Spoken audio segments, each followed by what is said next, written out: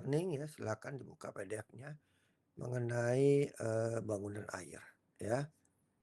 Nah ini bangunan air, coba saya share nih, nggak bisa masuk soalnya nih. Oke, saya lanjutkan ya. Saya lanjutkan ya, ya. Bab bab 7 ya, ya. Perancangan bangunan air ya, evaluasi stabilitas bendung ya. Jadi evaluasi stabilitas bendung merupakan suatu bagian penting dalam perencanaan pemeriksaan keamanan bangunan ya. Bangunan itu harus kokoh, harus stabil ya, tidak mudah terbawa air ya, tidak mudah erosi ya, mampu menahan kuat derasnya air ya, sampai dengan menggunakan simulasi pada arus dan hujan maksimum ya. Nah, bendung adalah suatu bangunan melintang ya, melintang sungai yang berfungsi menaikkan muka air ya, agar dapat dialirkan ke saluran irigasi. Jadi dinaikin itu ya, itu bendung. Kalau bendungan itu bendung yang besar, ya bisa aja berkeliling dalam bentuk danau, dalam bentuk lingkaran, ya, mengelilingi, ya, baik yang dibuat oleh alam, ya, maupun dibuat oleh manusia. Biasanya sih dibuat oleh manusia ya. Tapi kalau bendung adalah suatu bangunan yang melintang yang digunakan untuk mengumpulkan air, ya, menaikkan muka air, ya, agar air dapat dialirkan ke saluran irigasi, ya, agar dapat penyediaan air baku, pengendalian alir, ya, dan kebutuhan teknis lainnya, ya. Karena itu bendung selalu berhubungan dengan aliran air, tanah, ya, tekanan, hidrostatik, rembesan, dan gaya-gaya dinamis, ya. Secara umum, evaluasi stabilitas bendung bertujuan untuk memastikan bahwa bangunan aman terhadap kemungkinan reruntuhan, ya, keruntuhan, guling, geser, daya dukung tanah, rembesan, ya, dan sebagainya. Dalam merekayasa bangunan, keamanan bendung tidak hanya berfungsi sebagai kekuatan material, tapi juga keseimbangan gaya, kondisi hidrolik, dan juga karakteristik tanah fondasi. Ya. Kemudian kalau kita lihat ya, gaya-gaya yang bekerja pada bendung ya, adalah suatu bentuk langkah pertama gitu ya untuk mengidentifikasikan gaya-gaya yang bekerja pada tubuh bendung itu sendiri gitu ya. Berat bendung merupakan gaya vertikal yang berasal dari bawah ke atas gitu ya. Nah ini sangat penting untuk menahan terhadap gaya guling ya, terhadap guling dan gaya geser gitu ya. Dan itu oleh sebab itu perlu ya kita membuat suatu kalkulasi ya, bagaimana menghitung ya gaya-gaya tersebut ya. Kemudian ada stabilitas terhadap guling ya. Terhadap guling diperiksa untuk mengerti apakah bendung aman terhadap kecenderungan berputar pada titik kali hilir ya. Ya. Gaya horizontal tekan hulu cenderung menggulingkan bendung, maksudnya mengguling ke kanan gitu ya, merobohkan gitu ya. Sedangkan berat sendiri bangunan dan gaya vertikal lainnya memberikan momen penahan. Kemudian ada stabilitas terhadap gaya geser, ya, stabilitas terhadap gaya dukung tanah, ya, rembesan, gerusan air, ya, dan sebagainya. Jadi memang evaluasi stabilitas bendung merupakan proses untuk mencakup analisis struktur hidrolika dan geoteknik. Ya. Jadi kalau kembali ke slide yang sudah saya kirim, situ ya, ya kita tahu ya bahwa ini adalah suatu rumus ya, gaya kuat geser ya, halaman 2 ya. Ya, halaman 1 ya. Membutuhkan satu perhitungan kuat material sepanjang permukaan yang berpotensi runtuh, di mana kuat geser S ya, dirumus sebagai S aksen sama dengan C aksen ditambah tetra min U ya, kali tangen tetra ya, ya kali tangen tetra, ya. Nah, dengan C adalah kohesi efektif, ya. Kita ada sud geser adalah efektif, tekanan dari pori dan gamma ya, atau tegangan normal ya, dan S adalah kuat geser efektif.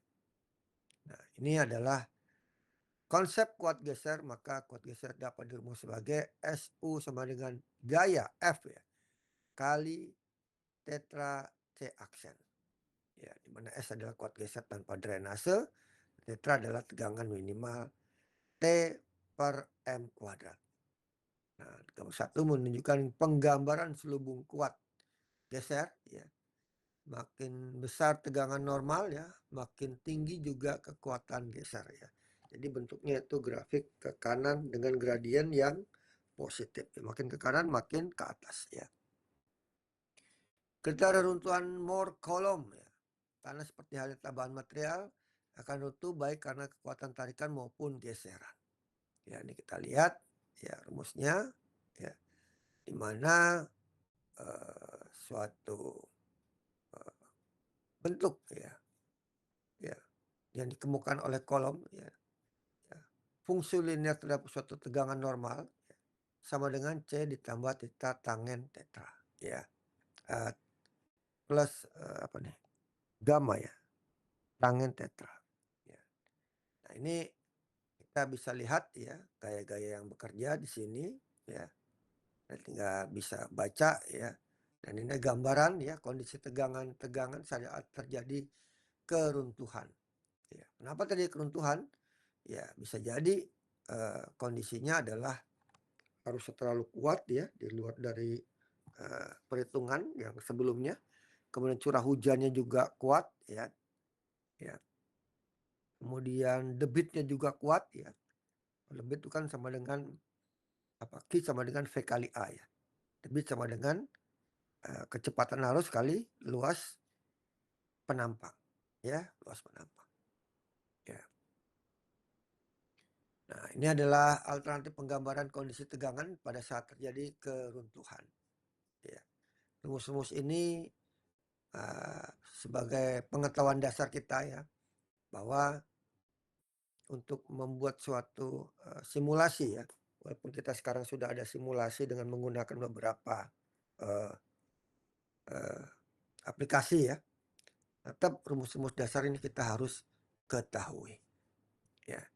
Pemilihan parameter kuat geser, parameter sesuai dengan penggunaan yang benar dalam analisis stabilitas pada umumnya sangat penting dibandingkan dengan metode analisis stabilitas yang digunakan ya.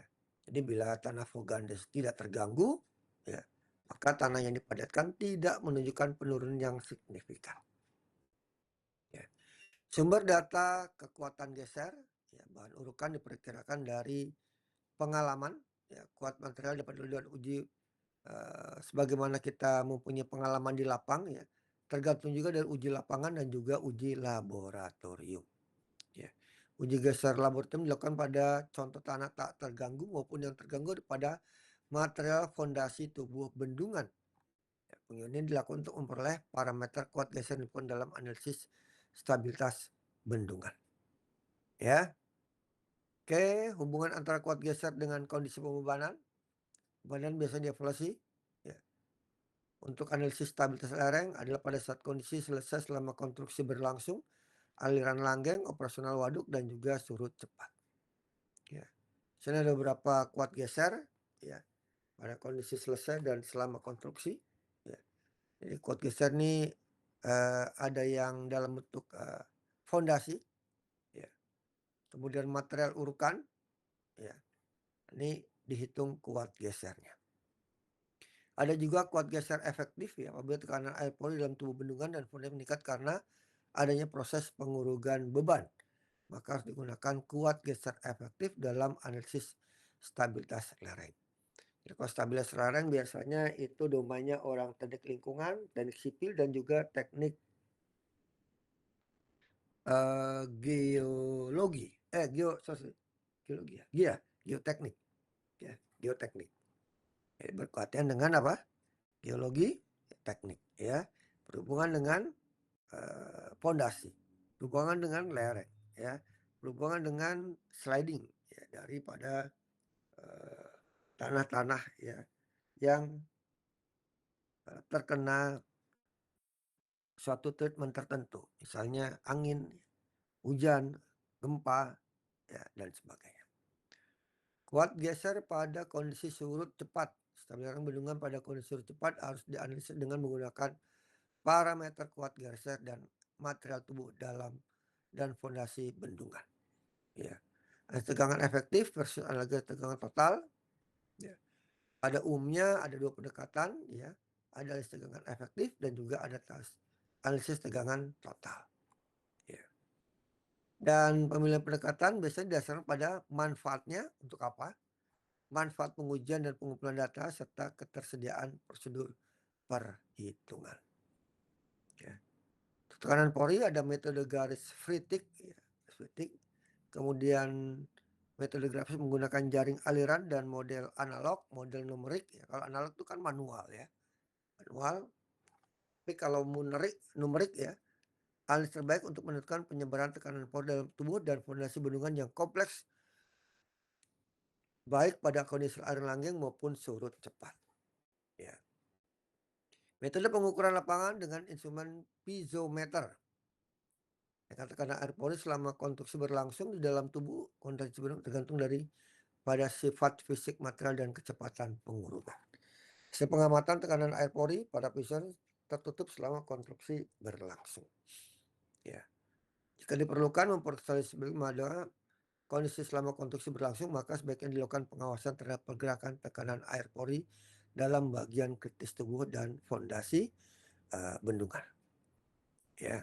Nah, ini ada metode Hilf ya, kurva tegangan tekanan pori ya, hasil konsolidasi dari laboratorium dilakukan oleh metode JF Hilf dapat digunakan untuk menghitung tekanan air pori selama masa konstruksi berlangsung.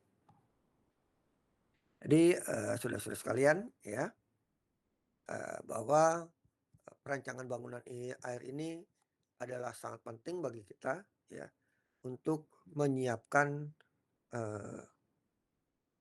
infrastruktur, untuk menyiapkan sesuatu yang mendukung ya, mendukung untuk suksesnya energi, suksesnya ketahanan pangan gitu ya, suksesnya panen ya, suksesnya tumbuhnya padi dan panen membaik ya, untuk tanaman padi. Ya. Oleh sebab itu penting bagi kita untuk mengetahuinya secara bertahap, ya bertahap. Dan bangunan air ini ya pada saat melakukan pelaksanaan di lapang, ya, jangan lupa untuk membuat kajian-kajiannya, analisis numeriknya, analisis simulasinya dengan HECRAS, dengan HEC AHMS, ya, dengan Plaxis gitu ya. Ya. Nah, itu pada saat dilakukan instalasi, sama pada saat dilakukan pekerjaan, ya kondisi sungai ya, dalam keadaan basah ya enggak ya, dalam keadaan kering ya, sehingga kita bisa bekerja untuk membuat bendung. Nah, Pak gimana Pak mengeringkan sungai sedangkan itu kan air terus menerus ya berjalan? Nah, bisa ya. Salah satunya adalah dengan menggunakan bendung ya. Dan juga salah satunya adalah dengan mengelakkan saluran air ke samping ya, sehingga air mengalir ke samping ya, kiri atau ke kanan gitu, atau kiri kanan gitu ya. Dan yang di ujung atau dibuatkan bendung itu adalah sudah dibendung terlebih dahulu. Ya, dengan demikian air masih surut ya, kalau belum surut juga dipompa ya. Ya. Kemudian kalau sudah selesai dibuat suatu uji coba. Ya. Dicoba untuk memastikan bahwa sudah terjadi kering ya untuk fondasi tersebut, untuk bangunan bendung tersebut gitu ya. Nah, setelah udah yakin baru kemudian diuji coba ya, diuji coba ya. Saya pernah berpengalaman ya, melihat ya, waktu terjadinya kunjungan ke IKN ya, bagaimana eee bendungan Sepaku Semoy itu ya, itu pada saat emang dikerjakan ya, dia punya dasar sungai, ya dikeringkan terlebih dahulu gitu ya, supaya kita bisa membuat stemper ya, kemudian membuat bronjong ya, kemudian membuat dinding ya, dinding penahan gitu ya, kemudian membuat, suatu, simulasi gitu ya, yang untuk memastikan bahwa kondisinya ini sudah aman untuk diisi air, ya.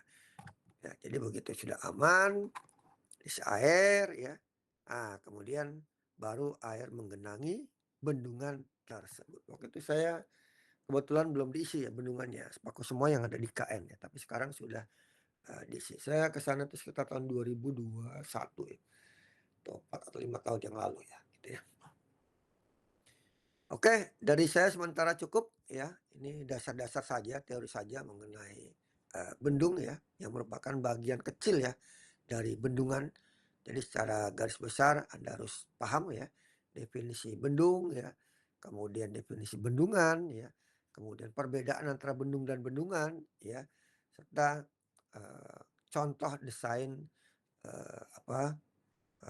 bendungan ya atau ponds atau dam ya, atau mungkin, apa, eee, bangunan-bangunan air yang lainnya gitu ya. Anda nanti bisa lihat bagaimana Kementerian PU di zaman presiden sebelumnya ya, Pak Jokowi gitu ya, itu banyak membuat, eee, bendung dan bendungan. Di zaman Prabowo sekarang saya pikir agak berkurang ya, fasilitas-fasilitasnya karena lebih diarahkan pada program MBG dan juga, Kopdes ya, Koperasi Desa ya. Eee Dan sekarang kalau Anda perhatikan setiap bendungan pasti tidak hanya memfungsikan ya sebagai, budidaya ikan, sebagai pembangkit tenaga listrik, sebagai transportasi gitu ya, sebagai, penelitian untuk perikanan gitu ya, sebagai PLTS ya, saya pernah juga berpengalaman ya, membawai sekitar 6 engineer ya, membuat PLTS terapung floating floating apa ya, PV cell gitu ya. Dan itu dikerjakan kurang lebih sekitar 6 sampai 8 bulan. Nah, itu fungsinya dari, bendungan ya, saya pernah, melakukannya di bendungan, Jatiluhur ya, kita buat, pra-DED-nya ya, pra-desainnya. Nah,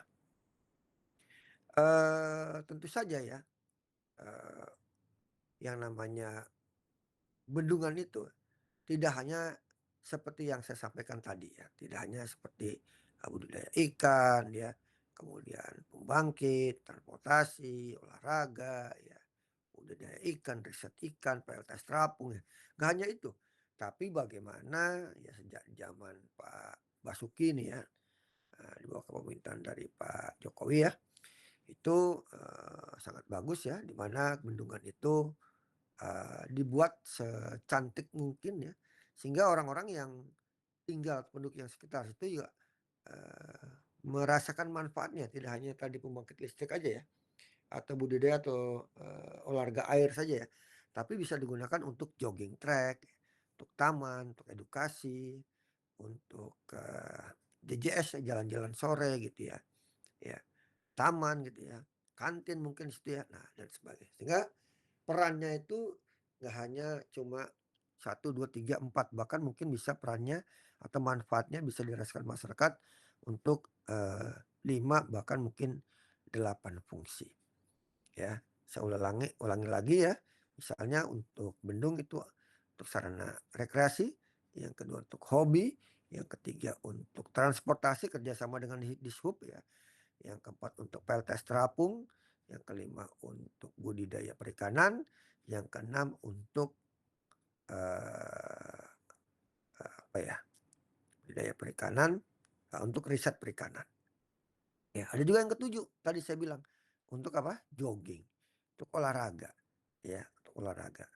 Yang kedelapan untuk lain-lainnya ya, terkait dengan edukasi ekowisata. Nah, gitu ya. Oke, baik, saya kira cukup dari saya. Bisa aja ada yang bertanyakan, silakan. Udah di absen semua? Udah ya. Oke, ini kita di sesi ke-7, insya Allah akhir bulan ya, tanggal 19 atau apa itu ya. Itu nanti akan ada yang namanya ujian UTS ya. Silakan Anda nanti kerjakan kalau nggak salah online ya. Kalau nggak salah online. Ya, ada apa Ibrahim? Maaf Pak, tadi saya belum ke absen. Oh, belum absen ya. Kasih absen ya. Absennya di sini ya. Oke, saya absennya di presensi. Oke, sudah. Oh, sudah kok, Masih, sudah. Pak. Sudah, ya. Yang belum absen Ibnu Ismoya ada nggak? Muhammad Ibnu. Ada info ya? Ada info ya, nggak apa ya. Kalau nggak masuk 2 kali, 3 kali masih aman ya. Kalau lebih dari itu nanti kontak aja ke saya, nanti saya akan kasih tugas ya. Oke ya, saya pikir cukup ya untuk malam ini ya. Semoga bisa bermanfaat buat kita semua. Jadi absennya sudah, kemudian presensinya sudah, ya tadi absen ya, modulnya sudah, kemudian bukti kehadiran juga sudah, ya bukti kehadiran sudah, dan juga apa tadi kita sudah foto tadi ya, mana tadi saya lihat, edit ya, edit, nah ini dia, fotonya saya klik display, udah. Ya, tinggal nanti mungkin PPT-nya saya akan kirim salah besok kalau nggak lusa. Ya.